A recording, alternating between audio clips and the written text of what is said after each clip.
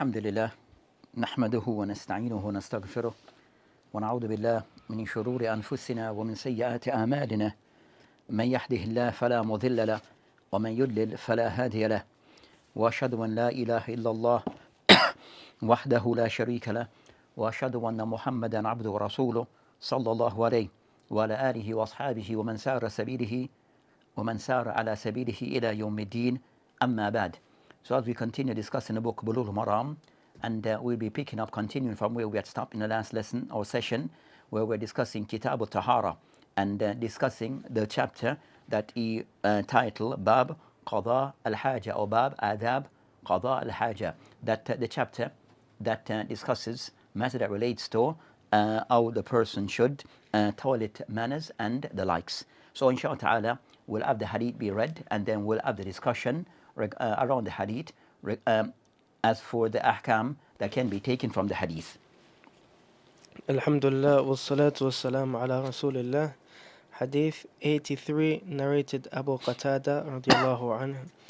Allah's Messenger sallallahu alayhi wasallam said, "No one should touch his penis with his right hand when urinating, nor cleaning himself from defecation or urine using his right hand, nor breathe in the utensil he is drinking from." Agreed upon. The wording is Muslims. The author Ibn Hajar al-Asqalani alayhi rahmatullahi ta'ala, he mentioned in his book Bulugh al-Maram في الكتاب الطهارة باب قضاء الحاجة, where he states, "An Abi Qatada رضي عنه قال قال رسول الله صلى الله عليه وسلم لا يمسكن أحدكم ذكره بيمينه وهو يبول ولا يتمسح من الخلاء بيمينه ولا يتنفس في الإناء متفق عليه واللفظ للمسلم." So the hadith that have been mentioned here is the hadith of Abu Qatada radiallahu anhu, where the Prophet ﷺ, he mentioned regarding matters pertaining to adab, regarding concerning of those adab, mannerism, etiquettes that relates to the person carrying an act of nature, or as they say, qada al-haja, toilet manners. So he mentioned regarding concerning this particular hadith that have been mentioned, that the Prophet ﷺ, he mentioned three matters in the hadith. It mentioned three matters, and we'll try to cover two of those matters relates to our topic of discussion, and the other is somewhat separate, but we'll cover the two main that are mentioned. As for the first of what we will cover in this hadith is takhrij of the hadith. So as for takhrij of the hadith that Ibn Hajar rahimahullah have mentioned, this particular hadith muttafaqun alayh, and as we know, this means the hadith in the Bukhari wa Muslim. So this hadith in the Bukhari wa Muslim, and as he state, وَاللَّفْظِ لِلْمُسْلِمِ, meaning the wording of this hadith is the wording mentioned by Imam Muslim rahimahullah, not the wording of Imam al-Bukhari. Then they mention regarding takhrij of the hadith that they have stated regarding concerning this particular hadith, Bukhari and Muslim. So of those who made tahqiq, Sheikh Zuhair hafidhahullah ta'ala, that he mentioned only that hadith in the Bukhari wa Muslim. Then if we were to check concerning others who have mentioned this particular hadith, as for the source of the hadith, that they have mentioned regarding the checking of Sheikh Mahir Yasin al-Fahr hafidhahullah ta'ala, when he mentioned this particular hadith, he mentioned لا يمسكن أحدكم ذكره. So when he mentioned this hadith, he mentioned, as for the sources of the hadith in takhrij, he mentioned this hadith can be found, he mentioned here akhrajahu, the hadith is also collected by Ahmed Darami. So Ahmed ad-Darami, Bukhari, Muslim, Abu Dawud, Tirmidhi, Nasa'i, Ibn Khuzaymah, Ibn Hibban, wal Bayhaqi. So as for what is mentioned by Sheikh Fahl, that as for the sources that as reference for this particular hadith of Abu Qatada, that those references are many. So others have mentioned Bukhari and Muslim, but others have mentioned others than what have been mentioned by Ibn Hajar rahimahullah. So in addition, they have mentioned Ahmed in his Musnad, Ad-Darami in his Sunan al-Jami', Imam Bukhari, Imam Muslim, and as he stated, the wording of this hadith is what is mentioned by Imam Muslim, not the exact wording of Imam Bukhari. Then he mentioned also, in addition to kutubus that I've mentioned, Sunan Abu Dawud, so the hadith in the Abu Dawud, Tirmidhi in his Jami', Nasa'i in his Mujtaba, Ibn Khuzaymah in his Sahih, Ibn Hibban in his Sahih, wal Bayhaqi in his Sunan. So this particular hadith have been mentioned in these sources of hadith. So that's concerning in brief. And I mentioned Hadith Sahih, as we mentioned, Muttafaqun alayh, of the higher degree regarding Hadith being authentic. So of authenticity of the Hadith of a high degree. So as for what have been mentioned regarding concerning this particular Hadith by way of Sheikh Abdullah Fawzan, so what have been mentioned or stated by Sheikh Abdullah Fawzan, that they mentioned also regarding concerning that of the wording of this Hadith, as some mentioned, that the word mentioned, la yumassanna. So some mention la yamassanna, or so la yamassanna.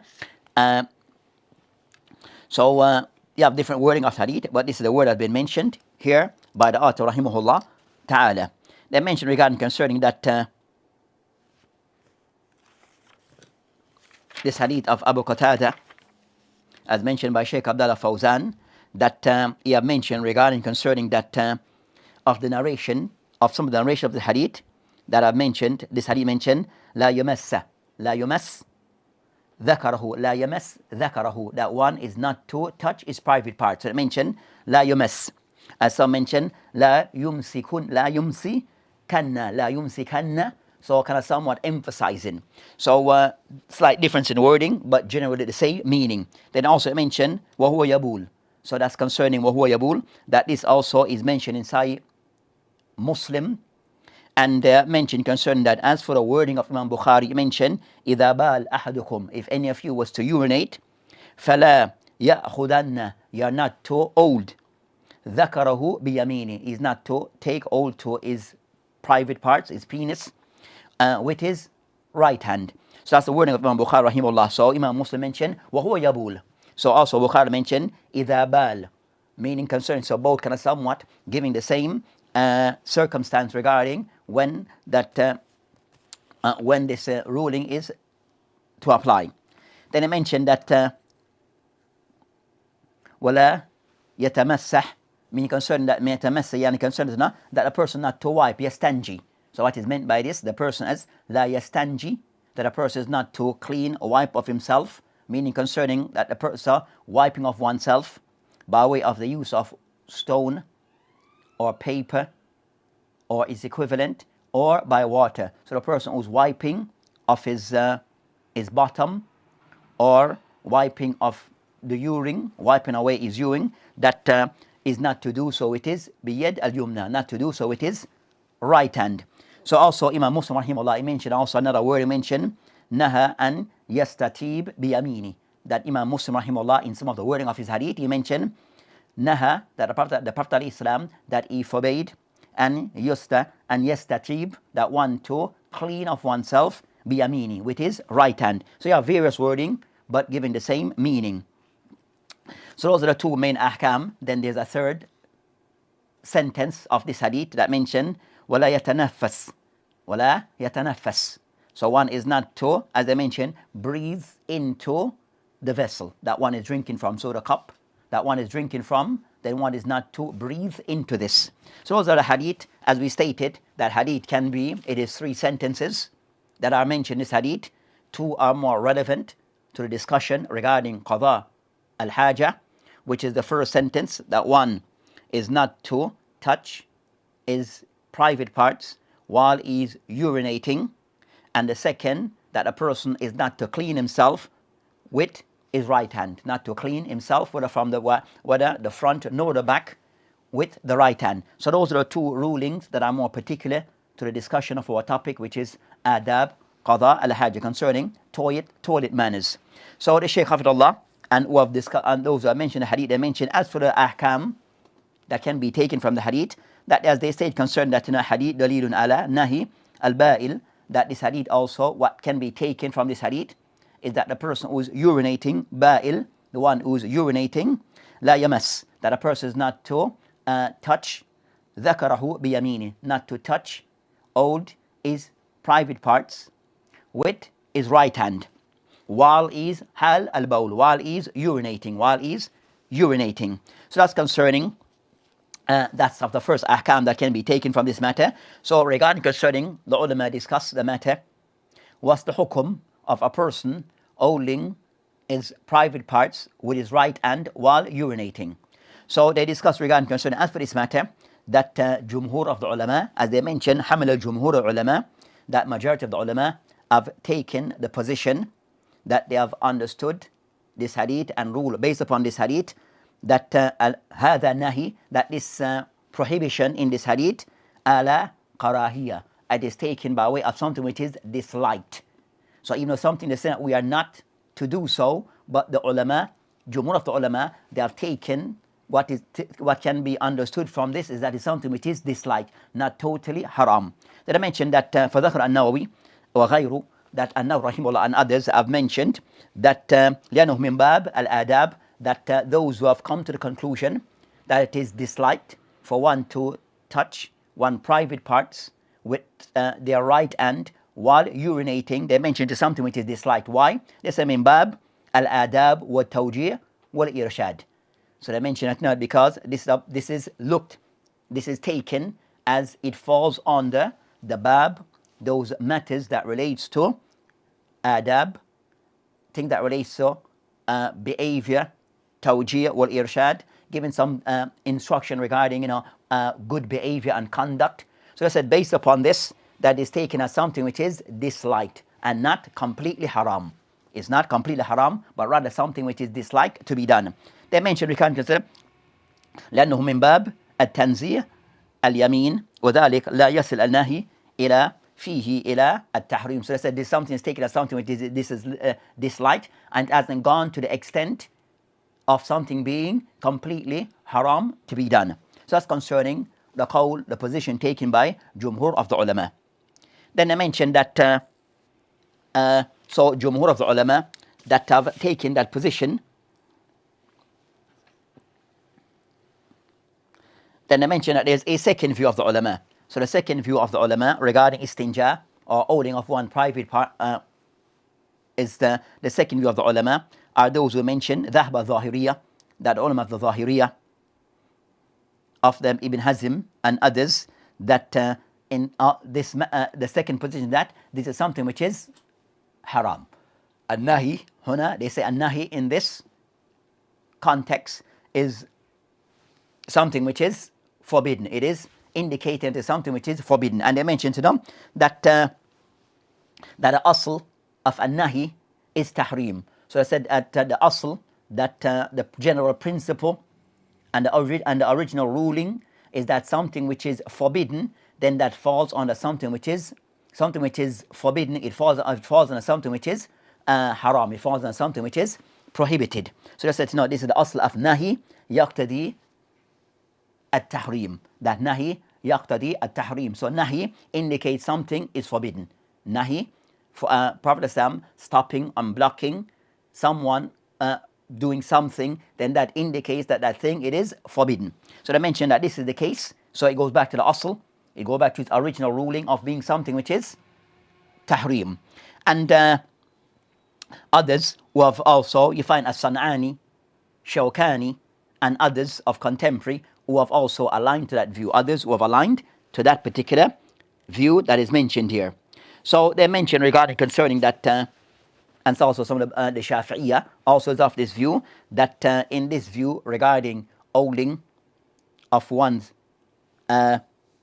private parts while urinating, it is haram. It is haram to be done. And Allah, they mentioned, the Shaykh mentioned that, so you find that also a matter which is in ilm al-usul al-fiqh, where the ulama have discussed regarding that an-nahi yaqtadi al-tahrim. They mentioned في أمور يعني في باب, some distinction between bab al-ibadat and also they mention bab al-adab. So of the ulama who make a distinction regarding that the Prophet Islam, when he forbids something that relates to matters that relates to conduct and behavior, then that is taken as something which is disliked. But in other areas, then it is taken things of ibadat wal mu'amalat, then it is taken as something which is forbidden. It is taken as something which is tahrim. So you have a discussion between the ulama of usul al-fiqh regarding when something is forbidden in matter that relates to conduct and behavior, then it is taken as something which is makruh, it is disliked. And when something relates to other things that we mentioned, ibadat and the likes, then it is taken as something which is haram, tahrim. So by this Jumhur, they fall back on this. So they mentioned that the Prophet ﷺ also Jumhur, they have others that, so you have that the call of Jumhur, that النهي من باب يعني الأدب التأديب أدب والإرشاد والتوجيه ما هو أحسن. So that they take it in this context of something of nahi relating to these matters in this context is bab of adab, bab of what is good conduct and decency. So it is taken as something which is disliked for a person to do of this, but not completely haram. The Shaykh Hafidullah, Shaykh Abdullah Fawzan, more regarding concerning this matter, qawl that is more towards the view of it is something which is ahwat, that what is more, the more safer ruling to take is that of Jumhur. Of that of those who say it's haram. So the more safer is for the person to go the route of those who say it is haram, so as to, based upon taking the safer route, taking off the safer route.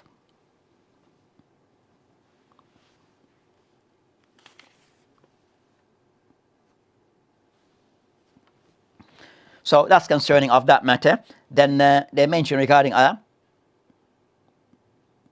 with this ruling regarding concerning that of it applies to both male and female. That so the matter regarding concerning that so that applies to these ruling that we're discussing applies to male and female accordingly. So that's then the next matter they discuss regarding of these the next matter that he discussed concerning that the person cleaning of oneself, wiping off oneself, istinja, and this they mentioned, this is in regard when the person is urinating. So regarding the person that this ruling is being discussed is while the person touching of one's private parts while the person is urinating. So they mentioned that, that they mentioned that, this is something that's a ruling relates to this matter. So the person may need to touch, if the person may need to touch his private part with his right hand while he's urinating because of there's a necessity, then that's a different ruling. Then in that case it becomes mubah, allowed for that person because of a necessity, that a person only have one hand. Then in that case he has no other choice, so for the person to do so, then there's no harm. The person have a broken hand, the person have a broken left hand, so he has no other choice but to use his right. So in that case, or the person have a fractured arm, so in those cases the person unable, the person cannot use his left because it is fractured, it is broken, there's a cast on it.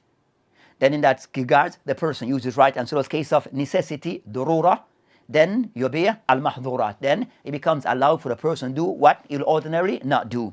So they mentioned that also this ruling, the ulama discussed regarding qaid al-nahi, that the prohibition, it is related to the person while he's urinating.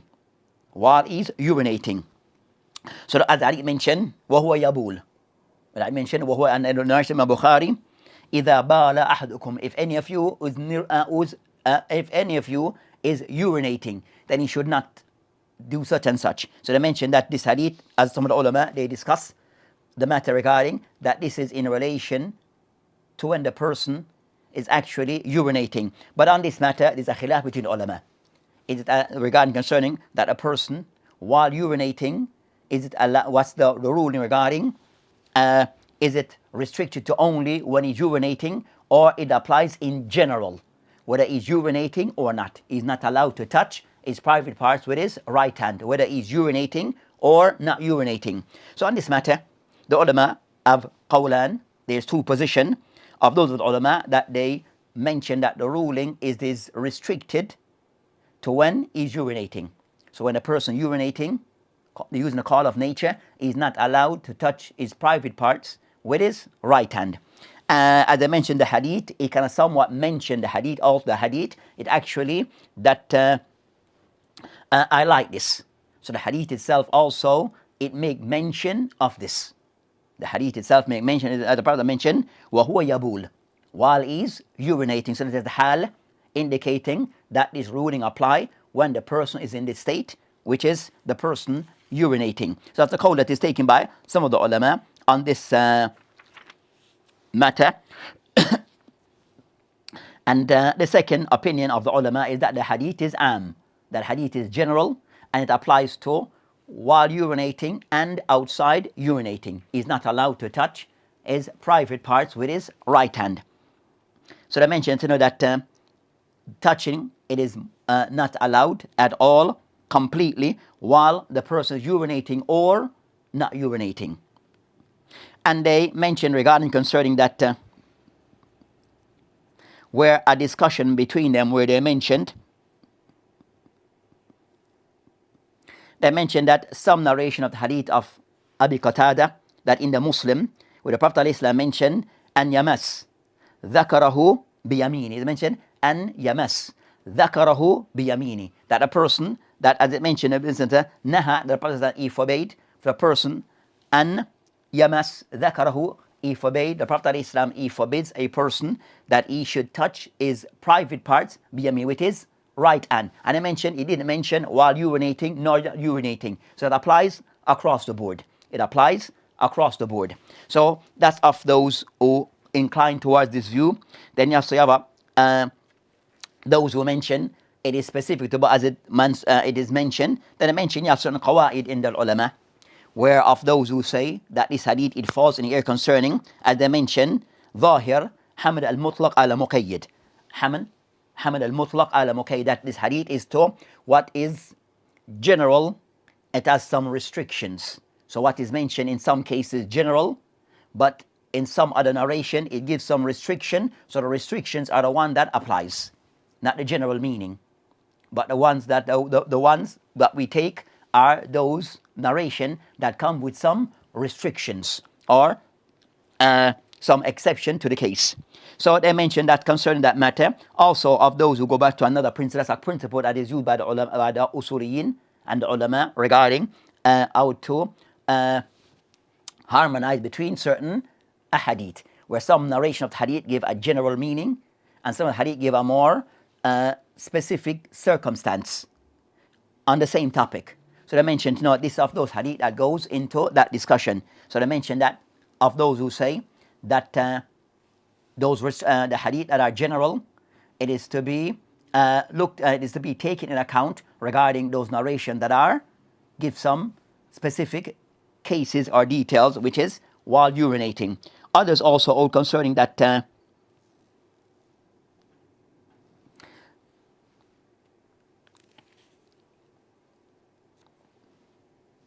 that you have some other aqwa, but so you have those aqwa that are discussed between the ulama, where some mention that some mentions that the hadith is still mutlaq, still general, where they mention that dhikr ba'da afrad al-am, that by mentioning some cases that are of the general matter does not give takhsis. It does not, they mention the dhikr ba'da afrad al-am بحكم العام لا يفيد التخصيص. That I mentioned a general meaning concern that that some particular cases may be mentioned, but it doesn't give restriction. It is not restricted. The general ruling is not restricted to those specific cases. So they mentioned that yes, it mentioned about urinating while touching of the private part with one right hand while urinating. It is still, that is only mentioning some circumstance, but a general ruling it still applies, which is not to touch the private parts at all with his right hand. So overall you have those things that are discussed between the ulama. So that's of the matter which is discussed. Allahu alam, regarding concern the hadith is we said that the hadith concern the hadith al-mutlaq, as mentioned, haml al-mutlaq ala muqayyid, that this applies regarding haml al-mutlaq ala muqayyid, that the general ruling is not what is intended, is the specific cases, the specific circumstances that are mentioned, which is those restrictions of while he's urinating. So that's concerned our ruling regarding that matter. So it shows regarding that the person while urinating, and that applies also for the male, that he's not allowed to touch all his private parts while he's urinating.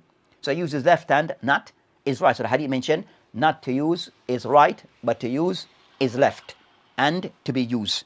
With Jumhur of the ulama, it is something which is preferred for him to use his left hand and not his right. But if he was to do his right, then they mentioned it is disliked. It is disliked, but not totally haram. And I've left out that. As for those who say it is haram, the Zahiri, and those who agree with them, that it shows regarding a person was to touch his private parts with his right hand while urinating, then the person is doing something which is haram. He's doing something which is haram. Wa'athim, and also sinful. Then they mention the next of those ahkam that can be taken from the hadith. As you mentioned, the hadith mentioned regarding concerning hadith, also the second but the hadith mentioned which is an-nahi an istinja bil yamin min al bawl aw ga'it.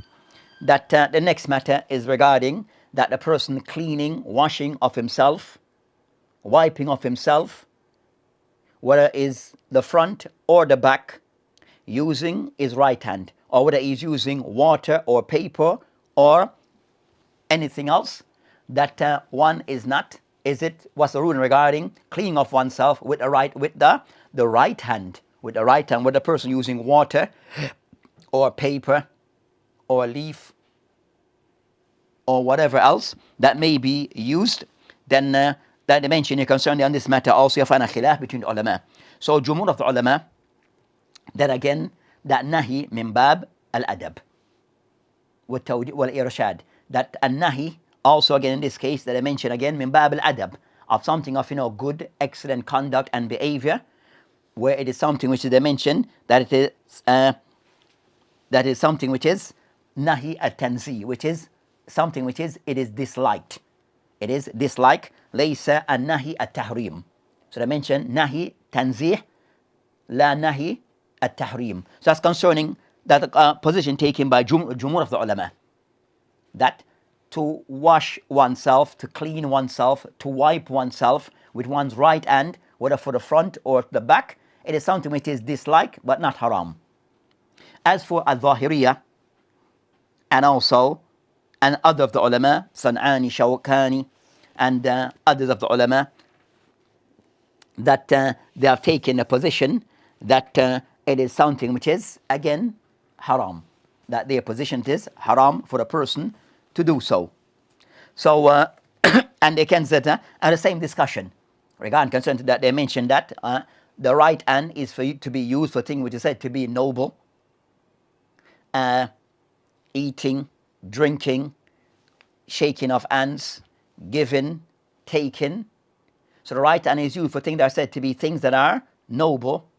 As for things that are said to be not as noble, then the left hand is used for those things. So the left hand is used for those things. And of that regarding cleaning of oneself, the person's salat, he used the right hand as the hand of tashahud and the likes. So they mention that the left hand is used for secondary matters. So of those things is the person cleaning of oneself. So again, we said the Jumhur of the ulama take the view that it is disliked, not to the degree of being said to be haram, min bab al-adab wal-irshad.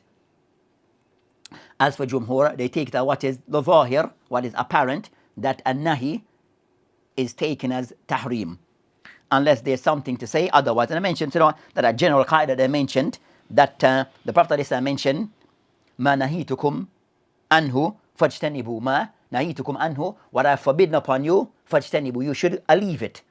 So whatever I have forbidden upon you, you should leave it completely. So that's concerned the aqwal of the ulama on this matter. And again, قول الجمهور يكون فيه يعني أصوب, that is the more correct view, the qawl of Jumhur of the ulama.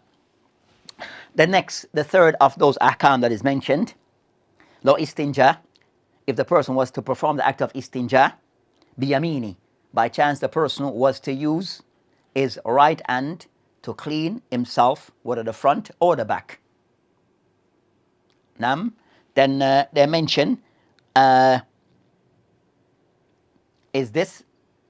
what's the take or the ruling on this?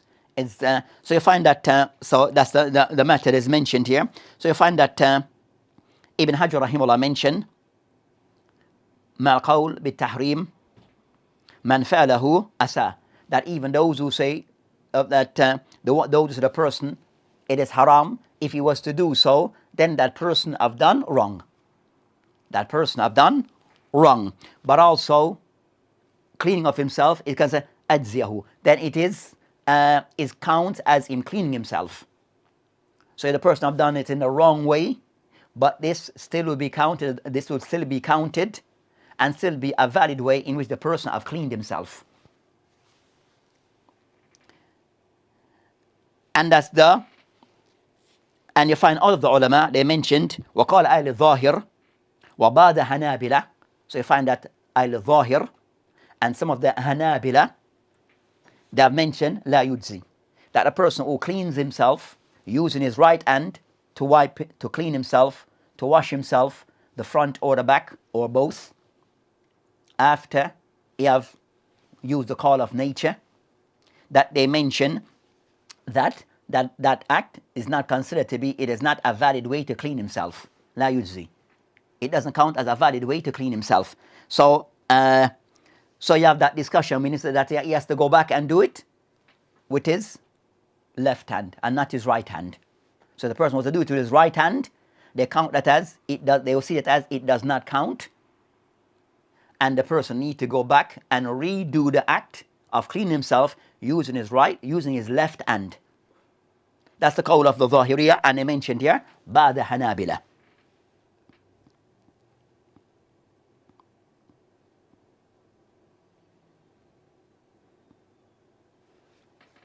Then you have a discussion regarding the person using his actual cleaning himself, but using his hand directly. So the person cleaning himself, but using his hand directly. So there was no use of his hand and water, no paper. For example, for number 2, the back, there was no paper that was used before, then water and hand after. That they mentioned, that some ulama mentioned, that they see it as unacceptable. This is haram for the person who uses it indirectly. But overall, it is something which is disliked but allowed. If it is done with his left hand, cleaning of himself, but without directly, then this suffice. This suffice.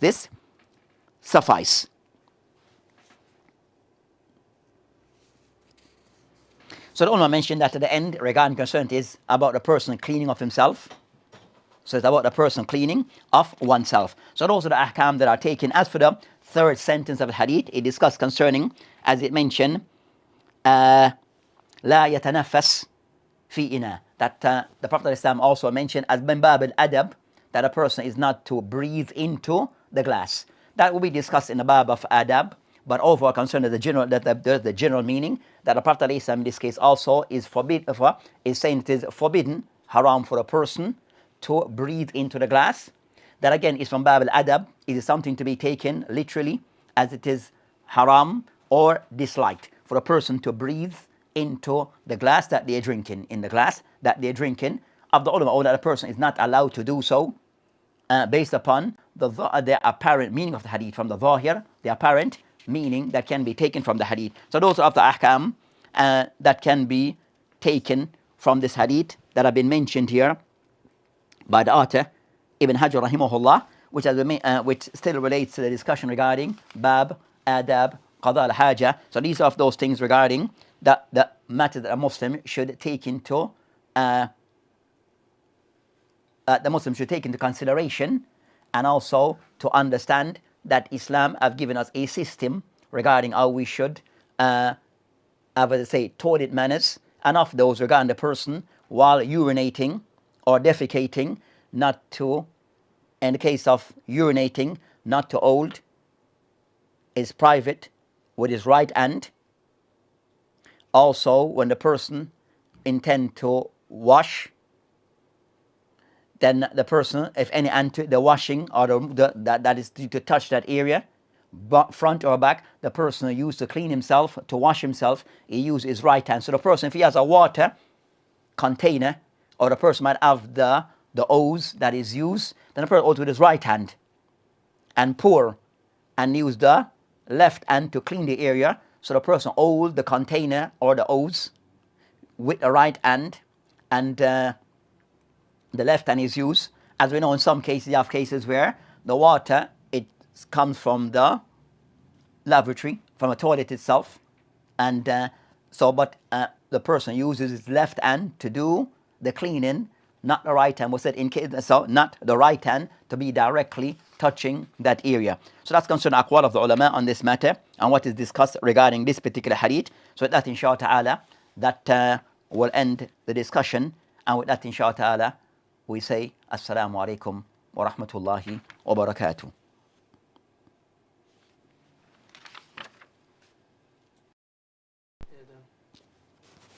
30.